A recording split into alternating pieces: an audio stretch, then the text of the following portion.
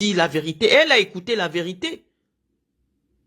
Depuis près de 12 mois après mes sorties, on a une première dame du Cameroun qui est complètement métamorphosée, qui fait attention au protocole d'État, qui marche désormais au moins 1 mètre derrière le président de la République. Cela signifie que le fait que nous ayons attiré notre attention et que nous ayons mis notre aura, parce que forcément il y a peut-être des personnalités qui parlent, mais le fait que ce soit moi, une personnalité, dont les propos sont relayés par les médias nationaux et internationaux, elle a pris ses propos au sérieux. Et elle a changé. Et son changement fait qu'aujourd'hui, nous ne trouvions plus nécessaire de l'attaquer. Parce que nous avons estimé que ces agissements portaient atteinte à l'éthique républicaine, ces agissements portaient atteinte à l'image de respectabilité de son illustre époux. Et étant donné qu'elle nous a écoutés et qu'elle ne se livre plus aux beuveries publiques, nous pensons que il est temps de lui accorder toute notre affection, tout notre respect. Parce que nous pensons qu'elle est à l'écoute. Elle a écouté ce que nous lui avons exprimé et il n'y a plus matière à faire débat. Et donc, Tata Lolo TV, Madame Laure Biarmen, sans vouloir jouer un jeu de ping-pong avec vous, vous-même vous avez pris la parole pour attirer l'attention de la première dame, après qu'elle avait fait un cadeau supposé parce que nous n'avons eu aucune image de la livraison à une blogueuse du nom de Coco Emilia. Elle avait envoyé des champagnes à des prix exorbitants à cette blogueuse-là. Toi, je vais te tutoyer, Tata Lolo. Tu as pris la parole. Tu as été plus virulente que moi. Tu as dit, c'est impossible de prendre l'argent des Camerounais, que Madame Chantal Biya prenne l'argent des Camerounais pour offrir des champagnes de 3 millions, de 4 millions à une blogueuse. Je n'ai pas vu les services secrets, Jeune Afrique, tous les médias du Cameroun, des journalistes même qui sont allés déposer une plainte contre vous. Alors que votre propos, oui, pouvait être considéré comme de l'outrage à une personnalité, à une haute personnalité du Cameroun. Parce que au Cameroun, moins vous êtes important et plus vous êtes respecté. Parce que comme on sait que votre propos n'est pas suffisamment pris au sérieux, n'est pas nocif, vous pouvez dire tout ce que vous voulez. J'ai vu Elisabeth Bilor, qu'on appelle très gentiment Veuve Joyeuse, d'ailleurs elle s'est baptisée comme ça sur les réseaux sociaux, frapper son vagin dans une vidéo directe en disant je suis la pute de Paul Biya. Personne n'a demandé au service secret de l'État de la traquer. Personne n'a mis un mandat d'arrêt international sur sa tête. Cela signifie que l'outrage aux yeux des autorités camerounaises est toléré et accepté lorsqu'elles viennent des personnalités comme vous, dont la grande partie de votre vie ici en France s'est déroulée dans des chambres d'hôtel pour rester respectueuse vis-à-vis de vous. Parce que je dis oui, ici en France, en Europe, en Suisse, les prostituées payent les impôts dont on ne peut pas cracher sur leur métier. Mais le Cameroun a montré que, oui, ce type de femme devrait être honoré par le Cameroun. Toi, Tata Lolo Fodja, toi, l'homme Biarmen, à la suite de tes propos outranciers à l'endroit de la première dame du Cameroun, parce que, n'ayant pas reçu les éléments probants de ce qu'effectivement ces cadeaux dispendieux venaient d'elle, tu t'es permise de prendre ta caméra et de dire que Chantal Biya gaspille l'argent du pays pour offrir des champagnes aux prostituées. Tu n'avais aucune preuve. Mais tu pars au Cameroun sans problème. Et pour te récompenser même d'avoir dit cela, tu as reçu un ordre de mission de l'État du Cameroun dans lequel, et j'ai même vu une vidéo de toi où tu t'adressais à la première dame parce qu'elle a pris le soin de dire qu'elle va vous accompagner.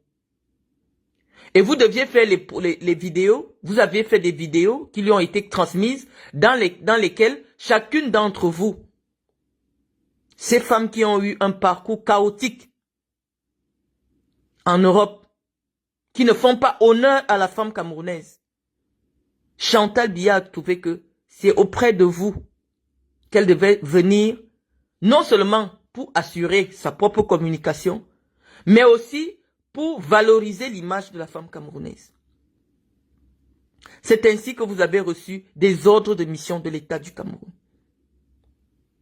Vous avez été nourri, logé avec l'argent des contribuables camerounais. N'eût été notre intervention républicaine, vous auriez continué à narguer les Camerounais dans les hôtels. En ce moment-là, vous avez oublié que le billet d'avion qu'on vous a payé en première classe, il coûtait 4 millions. 4 millions, c'est le prix d'une salle de classe. À Garbou, à Djoum. Non, puisque l'argent du pays était désormais dépensé avec vous, il n'y avait plus de problème. Et donc le régime de Yaoundé sait que pour corrompre des personnalités comme vous, qui avez quand même de l'audience sur les réseaux sociaux, c'est très facile. Mais nous autres, dont la structure intellectuelle ne nous permet pas de divaguer, de dire n'importe quoi sans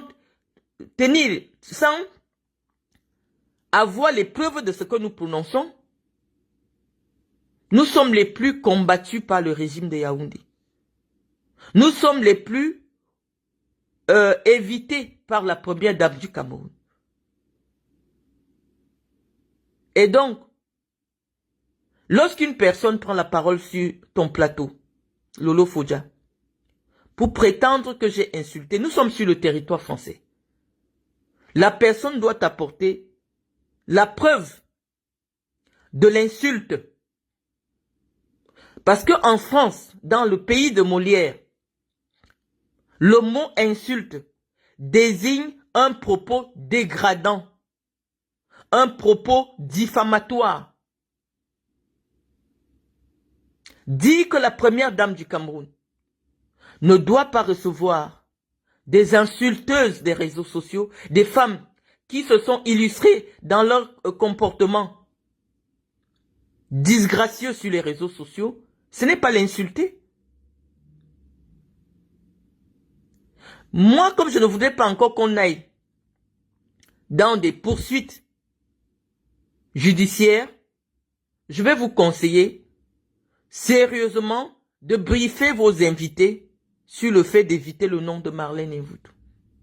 Parce que comme vous vous présentez comme média, j'irai sur Google vérifier si votre média est déclaré comme étant une entreprise en France. Parce qu'en France, malheureusement, le travail est organisé.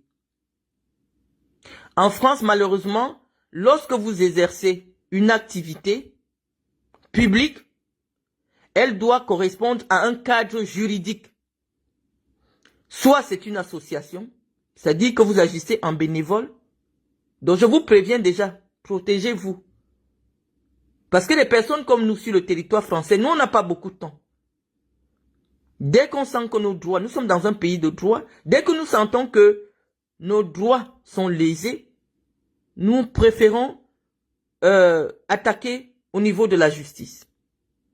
Et donc si moi, si je considère que les propos qui sont énoncés sur votre plateau, en ce qui me concerne, sont suffisamment diffamatoires ou portent atteinte à mon image publique, je vais vous poursuivre. Et si, étant donné que vous vous présentez comme média, si ce n'est pas déclaré, je vais vous déclarer à l'URSSAF. Je vais vous déclarer. Moi, je vous annonce déjà, moi, je ne fais pas la sorcellerie dans le noir. Je fais la sorcellerie en journée. Je vais vous déclarer à l'URSSAF. L'URSSAF, c'est les gendarmes du travail, ceux qui luttent contre le travail dissimulé. Donc moi, je vous préviens déjà. Je ne vais pas vous demander de supprimer, de vous arranger à supprimer cette partie sur votre télé, là où on parle de moi. Je ne vais pas encore vous le demander maintenant parce que, comme je vous ai dit tantôt, toute publicité est une publicité. Mais les prochaines fois que mon nom sera prononcé sur votre plateau, si vous ne coupez pas cette partie, nous allons nous retrouver devant les administrations.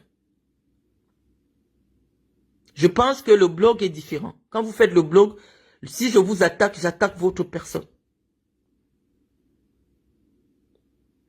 Donc j'étais en train de dire que nous avons réussi à faire entendre raison à Madame Biya et ce n'est pas une mince affaire. Nous n'avons pas vu les snaps d'une beuverie publique au Palais de l'Unité à l'occasion de son anniversaire et nous disons que c'est très bien. L'idée pour nous c'était d'attirer son attention sur des agissements qui n'honoraient pas sa place de phare des femmes camerounaises. De lui faire comprendre que des millions de femmes s'illustraient à elle.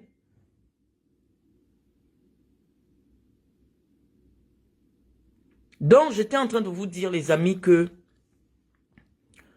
il y a des gens qui pensent qu'ils ne peuvent pas exister sans s'accrocher sur la réputation des autres.